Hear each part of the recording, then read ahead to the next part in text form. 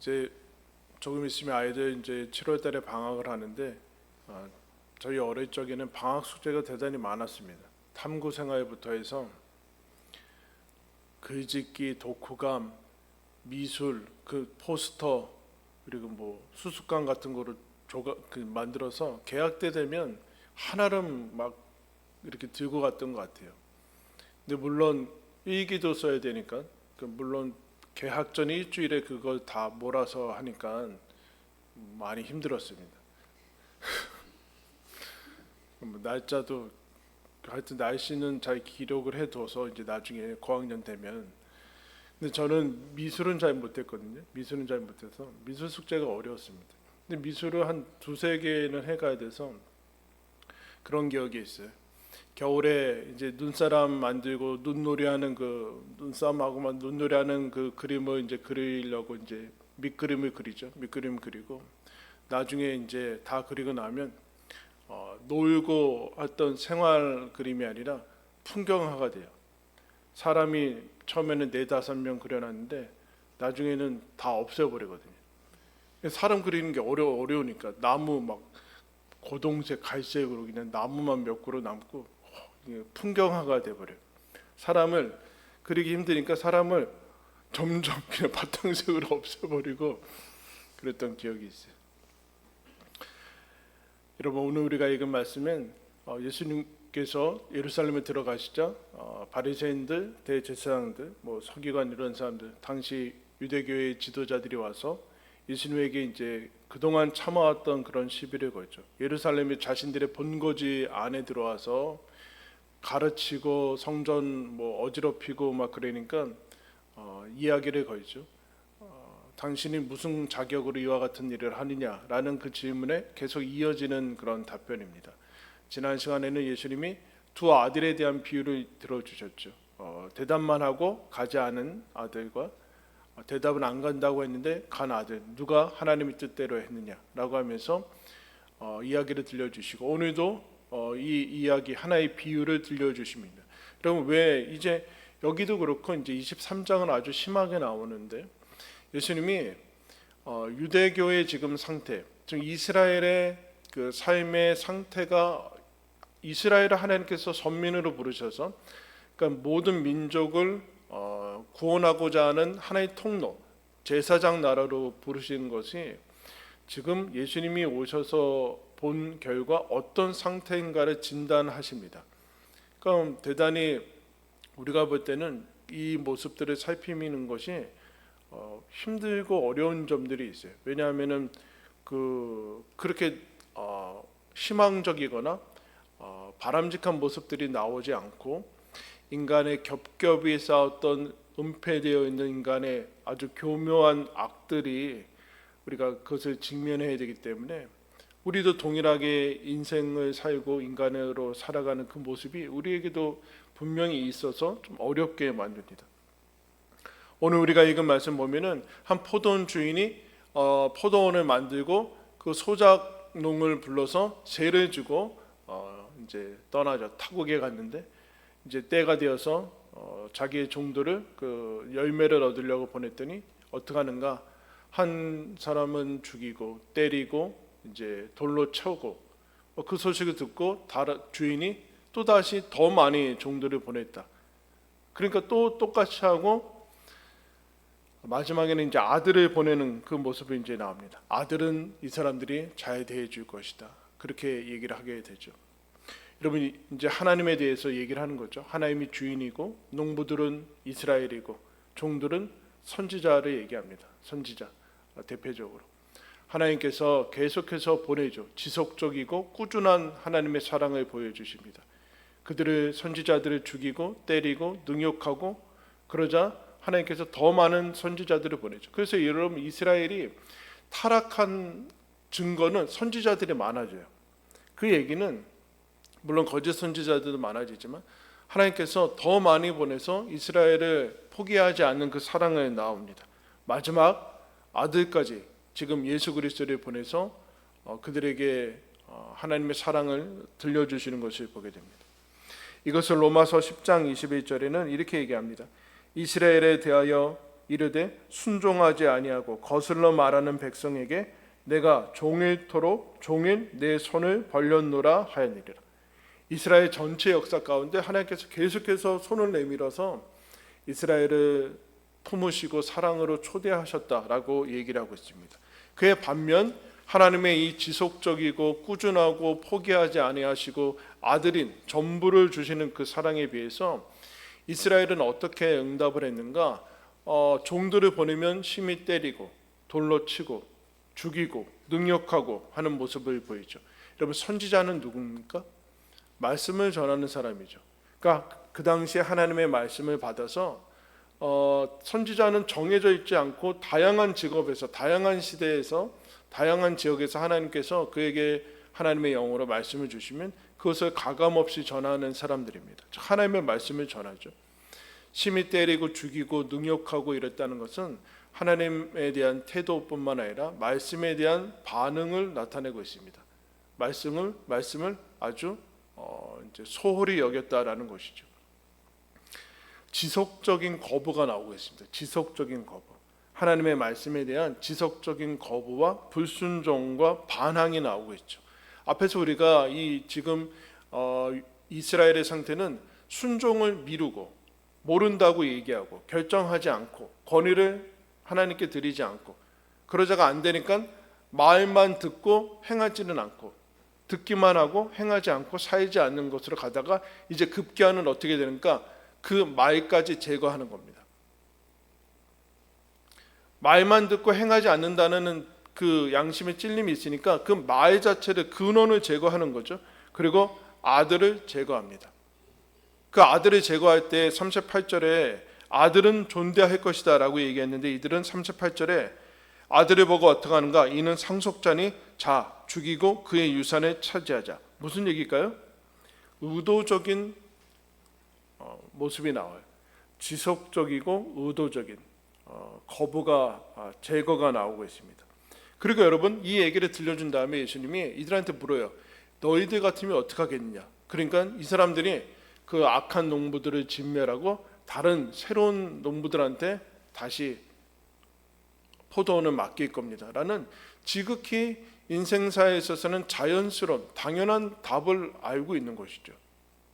알고 있다라는, 그들도 이런 모습은 안 된다라는 것을 알고 있을 뿐만 아니라 이 말씀을 다 마친 다음에 45절에 보니까 이 비유를 누구한테 하는지 알아요? 자기들한테 하는 소리인지를 분명히 알고 있어요.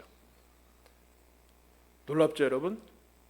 이 이야기는 어려운 것도 아니고 지금 하나님께서 여태까지 베풀어 주셨던 그 말씀은 어려운 것도 아니고 무슨 뜻인지 알고 또 자기들한테 하는 소리인지까지도 알아요. 그런데 지속적이고 의도적으로 할 뿐만 아니라 이제 알고도 안 하는 거죠.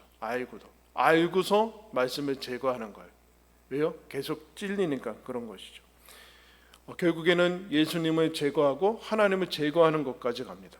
이게 이제 어떤 모습으로 나오는가? 제거한다라는 것은 당시에 선지자를 제거하면은 하나님의 말씀이 들리지 않고 지금 당장은 마음이 편한 것 같으니까 선지자들 멀리 보이지 않게 그 말씀이 들리지 않게 때로는 죽이고 그렇게 하는 거죠. 아니면 거짓 선지자들의 양산에서 한두 사람이 선지자, 하나님이 보내준 참 선지자 말고 거짓 선지자들의 말을 들으면 그것이 이제 물타기가 되는 거죠. 들리지 않게 하는 겁니다. 보이지 않게 하고 삶에서 말씀이 자취를 감추게 합니다. 그래서 이스라엘 역사가 타락할 때 놀랍게도 다른 부분에 있어서는 막 흥왕하고 막 부흥하고 막 그런 것처럼 보이는데 하나님의 율법 책이 없어진지도 모르고 지내요. 여러분. 즉 교회에서 성경이 사라졌는데도 잃어버린지 자체도 모르고 있죠. 사실은 의도적인 것입니다. 의도적. 이 당시에 이스라엘의 말기의 삶의 모습이 어떻는가? 여러분 오늘 말씀을 접어두시고 에스겔로 가겠습니다. 에스겔 33장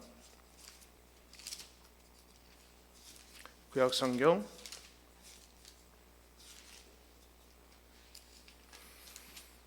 1203면 에스겔 33장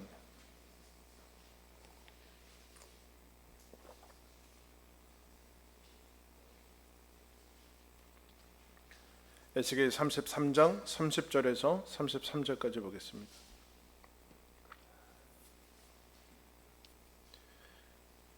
30절부터 제가 읽겠습니다. 인자야, 내 민족이 담 곁에서와 진문에서 너에 대하여 말하며 각각 그 형제와 더불어 말하여 이르기를, 자 가서 여호와께로부터 무슨 말씀이 나오는가 들어보자 하고 백성이 모이는 것 같이 내게 나오며 내 백성처럼 내 앞에 앉아서 내 말을 들으나 그대로 행하지 아니하니 이는 입으로는 사랑을 나타내어도 마음으로는 이익을 따름이라. 그들은 내가 고운 음성으로 사랑의 노래를 하며 음악을 잘하는 자같이 여겼나니 내 말을 듣고도 행하지 아니하거니와 그 말이 응하리니 응할 때에는 그들이 한 선지자가 자기 가운데 있었음을 알리라. 무슨 얘기입니까? 지금 하나님 앞에 가서 야 하나님께서 무슨 얘기하는지 가서 들어보자 하는데 어떤 방식으로 들어가는가? 막 사람들이 몰려와서 들어요. 어떻게? 좋은 노래 잘하는 가수 공연 듣듯이 그렇게 들어요. 야 노래 잘한다. 와 설교 잘하는데 그렇게 듣는다는 얘기입니다. 수많은 사람들이 와서 안 듣지 않아요. 듣는 것 같이 듣. 근데 마음으로는 신앙과 사랑을 얘기하지만 사실은 속에는 이익을 따르고 있고 실제로는 듣긴 들어도 행하지 않는다라고 얘기하고 있습니다. 잘 기억하셔야 돼요, 여러분. 그러니까 설교를 노래같이 듣는 거죠. 그러면 노래 잘하는 사람이 옆에 있으면 그쪽으로 또 몰려가겠죠. 그리고 이제 지내는 모습이 이스라엘의 말기의 부분이에요. 다시 가면은 선지자를 제거하고 말씀을 제거하는 거죠. 그러면 삶에서 자꾸 자취를 감추게 되고 듣지 않게 되고 없는 것과 동일한 상태로 갑니다. 그 내면에서 이제 치우는 거죠. 그래서 로마서 1장에는 이걸 이렇게 얘기합니다. 마음에 하나님 두기를 싫어했다. 싫어했다라는 것은 여러분 대단히 의지적이고 선택했다는, 하나님 두는 거 싫어해가지고 하나님이 내 마음에 있는 거 싫어해서 그 없는 편을 선택했다라는 뜻입니다. 이건 저절로 누구 타의에 의해서 그런 것이 아니라 대단히 자기의 의지가 지속적으로 들어간 것을 얘기를 하고 있어요. 하나님의 말씀을 제거하고 선지자를 제거하고 결국에는 하나님은 내 마음에서 제거하고 자취를 사라지게 하는 것. 그러면 어떻게 됩니까? 말씀의 순종도 불순종도 없어지고 옳은 것도 없어지고 그른 것도 없어지고 이제 내 마음대로 할 수 있는 근거가 생기는 것이죠. 근거. 불순종이라는 것도 없고 불신앙도 없고 천국도 지옥도 다 사라지게 되고 이제 내 마음대로 할 수 있는 그런 일들이 생기게 됩니다. 그러자 어떻게 되는가? 오늘 본문에 다시 41절에 보면은 그들이 대답해요. 그 악한 자들을 진멸하고 포도원은 제때 열매를 바칠 만한 다른 농부들에게 새로 줄 것입니다. 주님께서도 이렇게 얘기합니다. 하나님의 나라를 너희는 빼앗기고 그 나라의 열매 맺는 백성이 받으리라. 무슨 얘기일까요, 여러분? 인생에 한계가 있죠. 인생은 시간에 수명의 한계가 있을 뿐만 아니라 하나님께서 찾아오시는 그 기회에도 한계가 있습니다. 한도가 있어요. 그 한도는 대표적으로 예수 그리스도가 한도입니다. 하나님의 한계는 예수 그리스도예요. 예수 그리스도 이상 그리고 그 밖에 넘어가는 것은 하나님이 허락하지 않는 부분이에요. 근데 이스라엘 백성은 이 기회가 계속 주어진다라고 스스로 착각하고 이제 미룰 뿐만 아니라 아예 제거하는 그 모습들을 보게 돼요. 여러분 사람들이 왜 계속 불순종하고 악을 저지를까? 왜 불신자들이 여러분 안 믿고 있을까요? 무한정 기회가 있을 거라는 생각을 하는 것 같아요. 그때 예수님이 이스라엘 백성 가운데 이미 공생의 사역 시작할 때 너희들이 어느 동네에 가서 병 고치고 하나님의 말씀을 전하고 그래라. 근데 그 동네가 영접하지 않으면 발에 먼지를 털어버리고 나오라. 우리가 생각할 때는 안 되면 또 가고 그래야 될 것 같은데 그렇지 않고 예수님이 그 동네에서는 발을 털어버리고 나오라 그렇게 얘기하고 있어요. 그럼 무서운 얘기죠. 그러면서 예수님이 그래. 가버나움 이스라엘에게 했던 그 기적과 그런 역사를 소돔과 고모라 했으면 벌써 소돔과 고모라는 회개하고 뒤집어졌다. 이런 얘기를 해요. 그러면서 가버나움아 벳세다야 언제까지 너희들이 교만해질 것이냐. 이 정도의 기적으로는 벌써 다른 나라는 벌써 뒤집어졌다. 그런 거예요. 넘치는 이 하나님의 사랑과 그것들이 하찮게 여겨지는 거죠. 그럼 이제 왜 이렇게 될까? 왜 이스라엘 백성이 이렇게 되고 신앙이 몇백 년 되고 몇 세대 흘러가면은 이 수순으로 막 가거든요. 그 왜 이렇게 되는 것인가? 라는 생각을 좀 하게 되죠. 여러분 말씀을 한 군데 더 찾겠습니다. 누가복음 16장 신약성경 뒤편에 누가복음 16장입니다. 신약성경 123면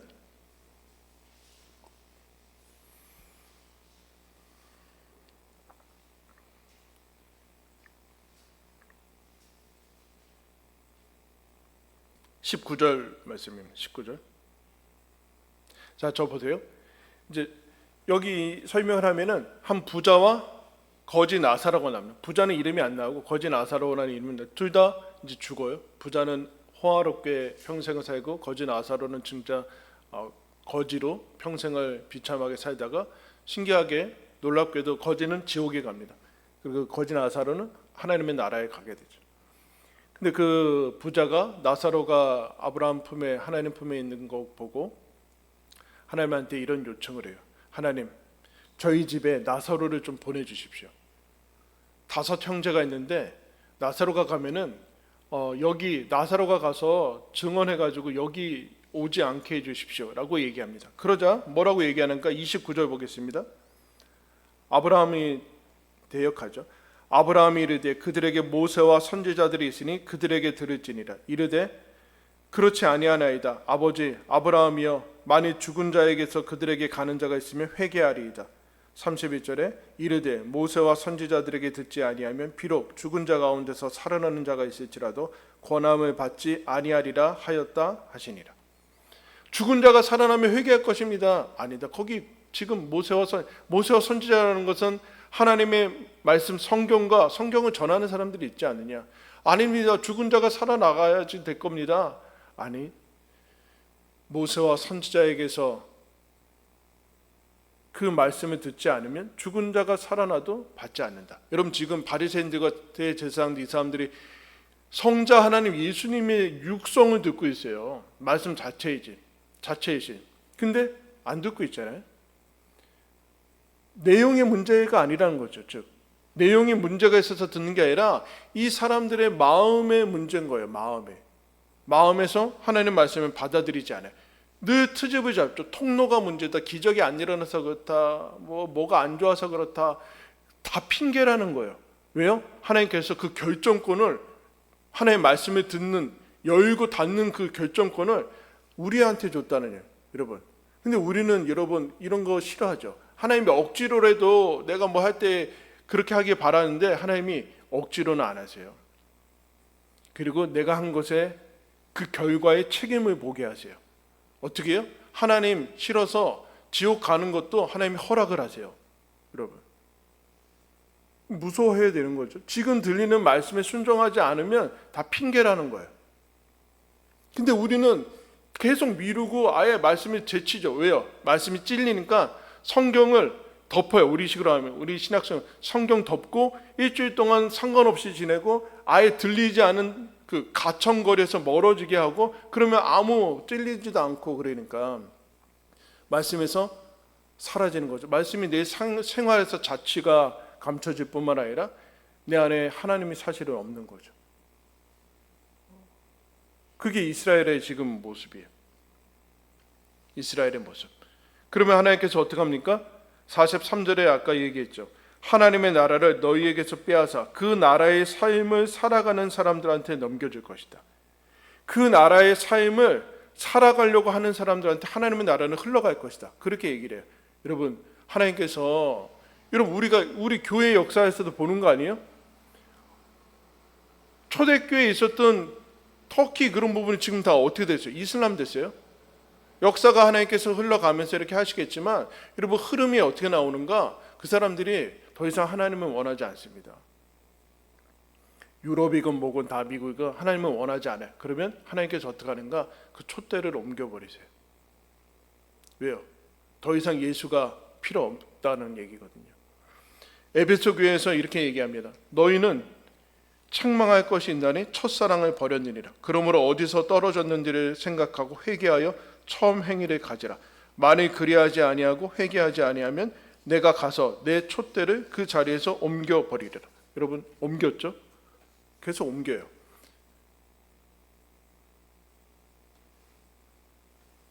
그런데 이제 하나님께서 이 같은 모습을 보이고서 선지자 예수 그리스도로 말씀은 결국은 저버리고 이제 소홀히 여기고 인생에서 생활에서 사라져버 자취를 감춰버리고 그런 모습들을 보면서 그럼 왜 이렇게 되는가? 왜 무슨 얘기일까요?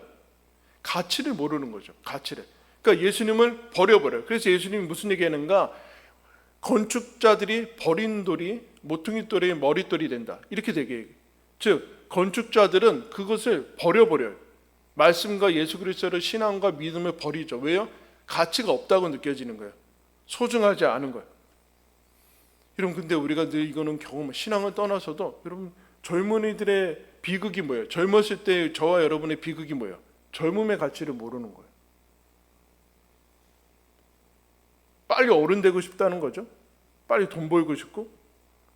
건강한 사람의 어리석음은 뭐예요? 건강의 소중함을 모르죠. 아픈 사람들만 아는 것 같아요. 아픈 사람들. 인생의 가치를 우리는 몰라. 사랑하는 사람들의 가치를 몰라요.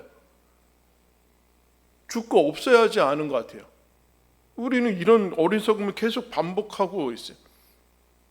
하나님이 주신 것은 하나님의 뜻대로 해야지만 거기에서 천국을 맛보는데 하나님 뜻대로 하기 싫다는 거예요. 그러면 거기 안에서 하나님이 주신 것 가지고 지옥을 맛보게 되는 거예요. 지옥을 맛보는데도 계속 우기고 있어요. 영혼의 하나님의 임재가 있어야지만 하나님의 나라를 경험하면서 사는데 하나님을 제거하고 내 마음대로 하는 것이 천국이라고. 근데 그 안에 온갖 지옥의 여러분 잡동사니들이 다 이 안에 쌓이고 우리가 늘 뉴스에서 보는 모습들은 여러분 다 그런 모습입니다. 어리석음이죠. 가치를 몰라요. 버리고 나서야, 잃어버리고 나서야, 상실하고 나서야 그 가치를 알게 되는 모습. 그런데 여러분 이스라엘이 어떻게 합니까? 예수님을 돌 취급했다는 거야. 버려버려. 쓸모없어 버려버리고 믿음도 버려버리고 그런 취급을 이스라엘이 했다. 이들에게는 예수님과 신앙과 하나님의 말씀이 무가치하고 현실에는 불필요하게 느껴지고 살아가는 데는 하등의 도움이 안 된다라고 생각하고 있는 거예요. 그리고 오늘날의 신앙인들도 마찬가지 아닌가요? 여러분 여기에 우리의 직장과 내 꿈과 지혜와 가정생활과 모든 것이 다 여기에 담겨 있는데 필요 없다는 거예요. 무슨 뜻입니까? 그러니까 당연히 가치가 없으니까 덮게 되고 최대한 멀리하고 일주일 동안 아무 상관없이 지내게 되고 예수님도 그냥 가끔씩 생각하게 되고 불편하니까 그런 삶이 계속 진행이 됩니다. 하나님도 하나님의 영광도 예수 그리스도를 믿는 것도 믿는 것이 무슨 영광이 있는지도 모르고 그냥 세상에 취하게 되는 것이 모습입니다. 차라리 여러분 이 땅의 것들이 없었을 때는 그런 것들을 누릴 그런 시간도 재능도 재력도 없으니까 아예 거기서는 문을 닫고 이렇게 하거든요. 근데 그것이 넘치고 그래지면은 그 다음부터는 이제 이상하게 아주 급속도로 하나님을 떠나는 것이 교회사의 모습이었습니다. 우리나라도 뭐 예외는 아닙니다. 예외는 아닙니다. 그래서 여러분 일반 이런 막 부흥이 일어나는 동남아나 이런 아프리카 가면은 막 5-6시간 예배드리죠. 근데 우리는 어떻게 해요? 이미 1시간만 넘어가면은 감당이 안 돼요. 시간이 오래돼야 된다는 것이 시간에 대한 문제가 아니라 마음이 하나님을 향한 마음이 있는가? 이미 버린 것들도 많다. 이미 성경도 버리고 신앙도 버리고 우리 신앙인들에게도 역시 세상은 역시 뭐가 최고다라고 이미 깊숙이 들어와 있는 그 모습들을 보게 돼요. 이제 무슨 하나님께 예전에는 하나님께 헌신하자라고 얘기하지 않아도 엄청나게 헌신했거든요. 근데 요새는 무의미해요. 하나님께 헌신하자고 하는 것 자체가 시대착오적인 이야기들이 됐어요. 일주일에 한 번 교회 오는 게 엄청나게 막 잘 해야지, 잘 구슬리고 그래야지 다음 주에 또 오고 뭐 이런 시대가 됐어요. 불행한 시대가 된 것이죠, 여러분. 그래서 여러분도 알다시피 누구도 행복하지 않아요. 신앙생활하는 게. 다 그렇게 여러분들 근데 여러분 너무나 그 절망적이고 그런 거 아닙니까? 하나님께서 뽑힌 이스라엘이 그 엄청난 하나님의 기적의 역사를 가지고 있는 그 이스라엘이 마지막에 어떻게 하는가? 예수 그리스도를 제거해버려요. 죽여요. 근데 여러분 오늘 우리가 읽은 말씀, 우리 본문에 다시 가서 42절 말씀 한번 읽겠습니다. 마태복음 21장 42절 우리 다 같이 읽겠습니다. 시작. 예수께서 이르시되 너희가 성경에 건축자들이 버린 돌이 모퉁이 돌이 이것은 주로 말미암아 된 것이요 우리 눈에 기이하도다 함을 읽어본 일이 없느냐. 여러분 이스라엘이 버려버려요. 완전히 하나님의 아들을 죽여요. 그럼 여기서 끝난 거 아니에요? 끝난 거 아니에요? 끝난 거. 이스라엘 역사 모든 게 다 끝나는 거거든요. 근데 여기서 끝나지가 않아요. 이거는 진멸되고 끝나야 되는데 어떻게 하는가? 그 버린 돌 가지고 하나님이 그 버린 돌을 머릿돌로 하세요. 여러분 이스라엘은 우리나라 주춧돌이죠. 주춧돌처럼 코너스톤을 모퉁이에서부터 돌 하나 딱 놓고 옆으로 쭉 이렇게 가로 세로 이렇게 하면서 건물을 지으니까 그게 모퉁이 돌인데, 버린 돌, 무가치하게 버린 그 돌을 하나님이 역사하시고 받으셔서 거기서 머릿돌로 해서 새로운 역사를 시작하세요. 새로운 역사를. 너희들이 죽인 그 예수를, 너희들이 버려버린 그 예수에게서 나는 새로운 구원의 역사를 시작할 것이다. 이스라엘이 잘했으면 영광스럽게 바톤 터치를 했을 거예요. 근데 그렇지 못하더라도 너희들이 버리더라도 버린 거기에서 할 것이다. 이런 놀라운 반전을 얘기해요. 여기서 인류 역사가 끝나고 너희들은 죽었다. 그러면은 이 성경은 뭐하러 살펴보겠습니까? 근데 하나님께서 거기서 버린 그 지점에서 다시 인간의 역사를, 구원의 역사를 시작해 나가는 거예요. 그러면 여러분 우리는 어떻게 하면 될까요? 사도행전에 가서 이제 베드로가 이와 같은 말씀을 인용해. 이 예수는 너희 건축자들이 버린 돌로서 집 모퉁이의 머릿돌이 되었느니라. 다른 이로서는 구원을 받을 수 없나니 천하 사람 중에 구원을 받을 만한 다른 이름을 우리에게 주신 일이 없습니다. 무슨 얘기야? 너희들이 버렸느냐? 근데 그 버린 돌이 주춧돌이었다. 그 죽인 그 예수가 메시아였다. 그럼 어떻게 해야 되느냐? 다른 길은 없다. 다시 그한테 가야 된다. 버린 돌 다시 찾아가야 된다. 그 얘기를 하는 거예요. 다음 사람 기다리는 게 아니라 다시 찾아가야 된다. 그러면서 사도 베드로가 사도행전 2장에 이와 같은 말씀을 전합니다. 그런즉 이스라엘 온 집은 확실히 알지니 너희가 십자가에 못 박은 이 예수를 하나님이 주와 그리스도가 되게 하셨느니라. 너희들이 버려버린, 죽여버린, 무가치에서 버린 그 돌이 하나님은 주와 그리스도가 되게 하셨느니라. 이 말을 듣고 마음에 찔려 베드로와 다른 사도들에게 물어 이르되 형제들아 우리가 어찌할꼬 하거늘. 이 말씀을 듣고 찔려요. 동일한 반응을 보이는 거죠. 하나님의 말씀 앞에 동일한 반응을 보여요. 우리가 그 소중함을 몰랐구나. 그러면 어떻게 하면 됩니까? 이스라엘을 버려버렸거든요. 이 사람들 다 그 전에 얼마 전에 다 못 박아 죽여라, 십자가에 못 박아 외친 사람들이거든요. 자기가 장본인이에요. 근데 그 죽인 예수가 메시아라는 거 어떻게 합니까? 라고 하니까 놀라운, 니네는 끝이다 이렇게 얘기하지 않고 너희가 각각 회개하여 예수 그리스도의 이름으로 세례를 받고 죄사함을 받으라. 그리하면 선물을 받을 것이다. 여러분 놀라운 얘기 아닙니까? 끝났어요. 끝장났다니까요. 하나님의 아들을 죽였는데 무슨 다음이 있어요. 그런데 너희가 회개하고 돌이켜 죄사함을 받으면 새로운 구원의 역사가 시작이 될 것이다. 그렇게 얘기를 합니다. 그래서 베드로의 이 설교를 듣고 그 다음에 이렇게 얘기해요. 그 말을 받은 사람들은 세례를 받으며 이날의 신도의 수가 3,000이나 더하더라. 뭐라고 얘기해? 그 말을 받은 사람들. 베드로가 그럼 누굽니까? 어부 아니에요. 무슨 어부가, 그건 네 생각이지 어부가 뭘 안다고 그래. 이래버린 사람들이었거든요.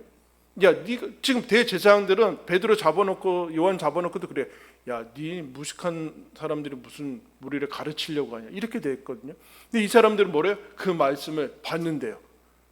베드로냐 어부냐 그게 아니라 이게 하나님의 말씀이라는 걸 받아서 어떻게 되는가? 세례를 받고 인생이 새로워집니다. 그 버린 돌을 다시 찾아라. 너희가 예수를 버려버린 예수를 사라지게 하고 말씀을 사라지게 했던 그 마음들을 버리고 다시 너희들이 그 버린 돌 앞에 찾아가서 하나님이 보배로 삼은 그 삶 가운데 다시 찾아 들어가라. 그 얘기를 쓸데없다고 삶에서 치워버린 그 말씀을 다시 삶에서 채우라. 삶에서 채우라. 그래서 여러분, 오늘 말씀의 결론은 말씀 한 군데 더 찾겠습니다. 베드로전서 2장 신약성경 379면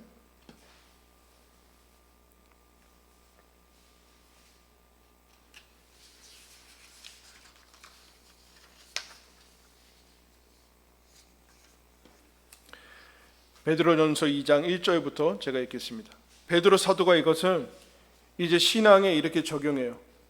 그러므로 모든 악독과 모든 기만과 외식과 사기와 모든 비방하는 말을 버리고 갓난 아이들 같이 순전하고 신령한 젖을 사모하라. 이는 그로 말미암아 너희로 구원에 이르도록 자라게 하려 함이라. 너희가 주의 인자하심을 맛보았으면 그리하라. 사람에게는 버림받이었으나 하나님께는 택하심을 입은 보배로운 산돌이신 예수께 나아가 너희도 산돌같이 신령한 집으로 세워지고 예수 그리스도로 말미암아 하나님이 기쁘게 받으실 신령한 제사를 드릴 거룩한 제사장이 되지니라. 성경에 기록되었을 때 보라 내가 택한 보배로운 모퉁이 돌을 시온에 두노니 그를 믿는 자는 부끄러움을 당하지 아니하리라 하였으니 그러므로 믿는 너희에게는 보배이나 믿지 아니하는 자에게는 건축자들이 버린 그 돌이 모퉁이의 머릿돌이 되고 또한 부딪히는 돌과 걸려 넘어지게 하는 바위가 되었느니라 하였느니라. 그들의 말씀을 순종하지 아니함으로 넘어지나니 이는 그들이 이렇게 정하신 것이라. 그러나 너희는 택하신 족속이요 왕같은 제사장들이요 거룩한 나라요 그의 소유가 된 백성이니 이는 너희를 어두운 데서 불러내어 그의 기이한 빛에 들어가게 하신 이의 아름다운 덕을 선포하게 하려 하심이라. 너희가 전에는 백성이 아니더니 이제는 하나님의 백성이요 전에는 긍휼을 얻지 못하였더니 이제는 긍휼을 얻은 자니라. 사람들이 버리지만 사람들이 버렸다고 하나님은 버리지 않는다. 버려진 데서 다시 시작한다. 너희가 전에는 긍휼을 하나님의 사랑을 받지 못하는 자였는데 지금은 받고 있다. 하나님의 백성이 아니었는데 지금은 하나님의 백성이 되었다. 이 놀라운 하나님의 역사하심을 봐라. 다 망가지고 버려지고 거기에서 하나님께서 너희들을 다시 세워주셨다. 너희는 택하신 족속이고 왕같은 제사장이요 거룩한 나라다. 이게 무슨 뜻일까요? 나중에야 소중함을 알는, 버린 다음에서야 그 가치를 모르고 버리는 그 삶이 아니라 지금 너희들이 하나님의 사랑을 받고 인생을 하나님의 사람으로 살아가는 그 가치를 알게 해주는 그 놀라운 믿음을 하나님께서 허락해 주셨다. 그 얘기를 하는 거예요. 여러분, 끝에서 바닥에서 내가 이미 예수를 죽여버린 이 절망의 막장의 끝장, 최악의 악을 저지른 사람들이 여러분 어떻게 하면 될까요? 보배를 몰라보고 버려버리고 인생을 허비하고 죽이고 악을 행하고 그 사람들은 어떻게 하면 될까요? 주님께서 이런 얘기를 하는 거예요. 이런 얘기. 가능성과 희망과 소망이 사라진 그 지점에서 다시 그 버려버린 예수에게 가라.